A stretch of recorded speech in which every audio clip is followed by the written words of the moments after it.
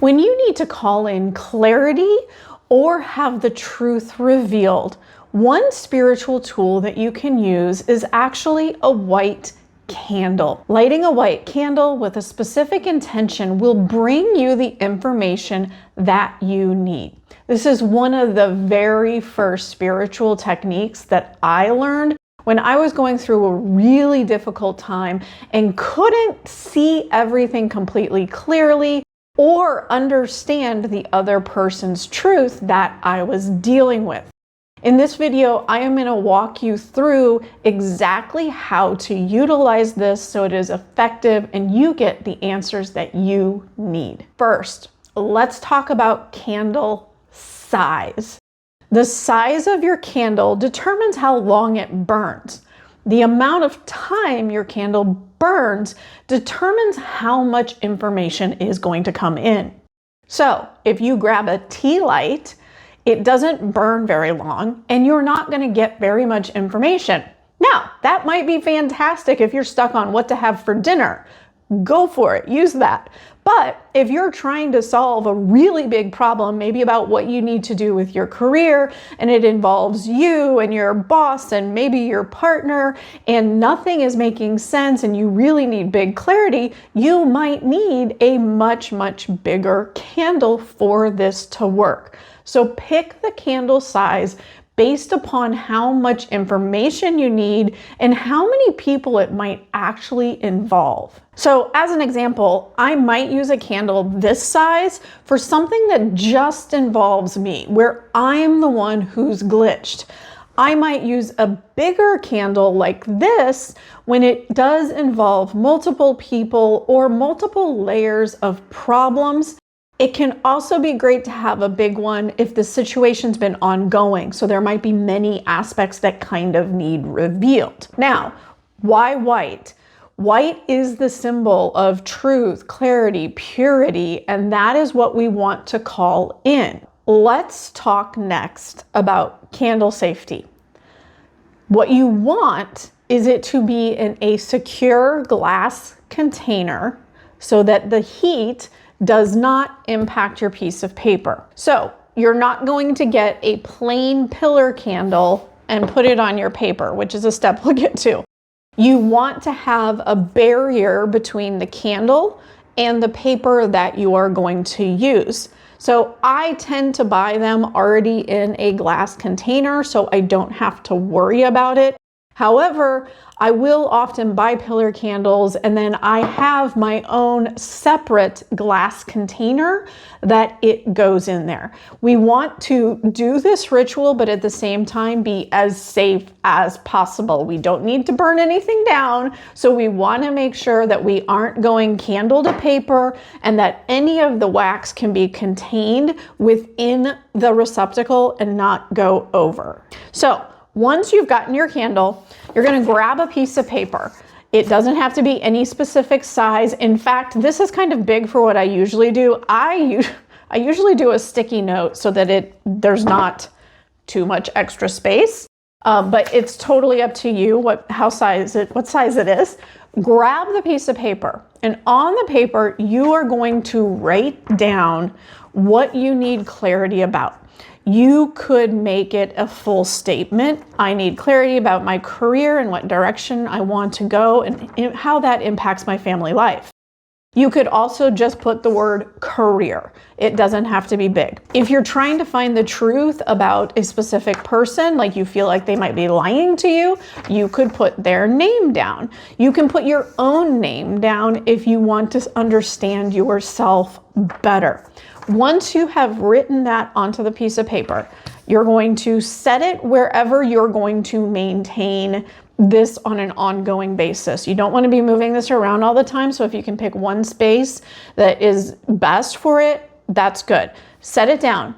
Then you're going to take your candle and you're going to put it right over the words. Then what you're going to do is you are going to light the candle.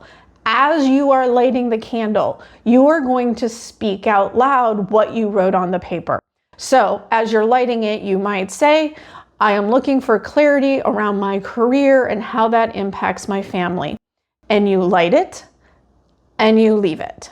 You will do this until the candle is completely burned. Now, let's talk about what happens when you need to go to work. What happens when you need to run the kids to school? What happens when you're asleep?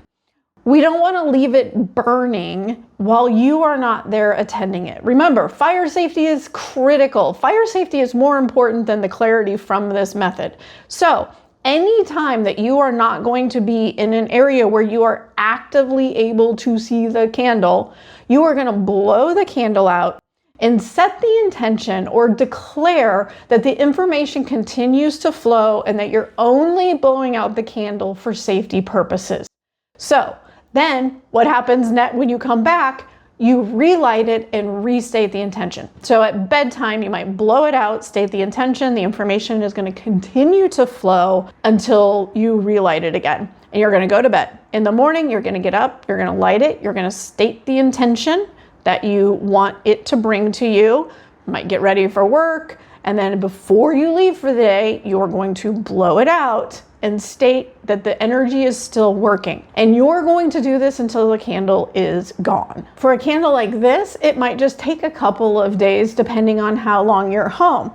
A candle like this could take a week, a 2, or even a month, depending on your schedule. What I have learned over the years of doing this is oftentimes that actually makes it better information. So they start to give you information and truth becomes revealed in small steps at a time. And by the time you get through it, you've processed enough of these small steps that it actually makes sense. Plus, the bigger something is and the more they need to coordinate things to give you the truth, the bigger candles allow that time and space to happen. So besides for managing the candle, there are a couple things that you want to do during this process. The first is pay attention. You're asking for information to be sent via spirit to you about what's going on. And so you need to be conscious and aware of things that are coming into your life. So don't get stuck doom scrolling and ignoring everything that's happening around you, because what's happening around you is the information you've been asking for. So you really want to spend more time in awareness while you're doing this. The other thing that I would recommend is you spend extra time journaling about this specific topic. One of the ways they can send you information is through your subconscious. So if you're journaling about it and then you let it rest and they coordinate stuff, things can come up from your mind that will show you what's going on. It also gives you a space to explore, okay, what type of information was that? How did that impact me? So for example, going back to our career, let's say while this process is going on, your boss has a total emotional meltdown and it impacts your productivity for 2 days. That is a blatant sign that you need to pay attention to. So you would take it back to your journal and go, okay, can I continue to work in this situation? How did that impact me at home? Really exploring what exactly happened in that situation. Now, what do you do if you get to the end of the candle being burned and you don't have an answer? Well, there's actually a lot of reasons you might not get an answer. One of those being that the subject is just too big for the amount of time, even if you get the biggie candle. The more complicated it is, you might have to do multiple candles. What you want to do in that case is gather the information that you have received during that time and maybe restructure what you're putting on the paper to ask. Another thing that could be happening is you're not ready for the information. This is especially true if it has to do only with you. So if you're really trying to decide, what career path you want to take and it doesn't have any impact on family or from your boss or anything like that, it could be that you're not ready for the information yet. Timing is everything. If that's the situation where you're not getting stuff and you don't feel like it's a super complicated issue, I would begin to explore what needs to happen before that can actually take place, before this decision, before this clarity, what needs to transpire. And finally, another reason that you might not be getting anything from this process is there could be a block around you seeing the truth. This could look like a curse, it could be a being, something that does not want you to see the truth.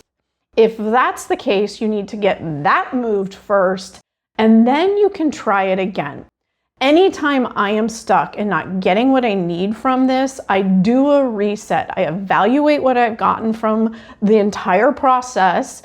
I restructure what I'm getting, what I need from the candle, and I do the process again. So go ahead, give it a go, see how it works for you. I would love to hear any insights that you gain from this. If you enjoyed this video, hit like, and don't forget to subscribe so you don't miss out on the next video.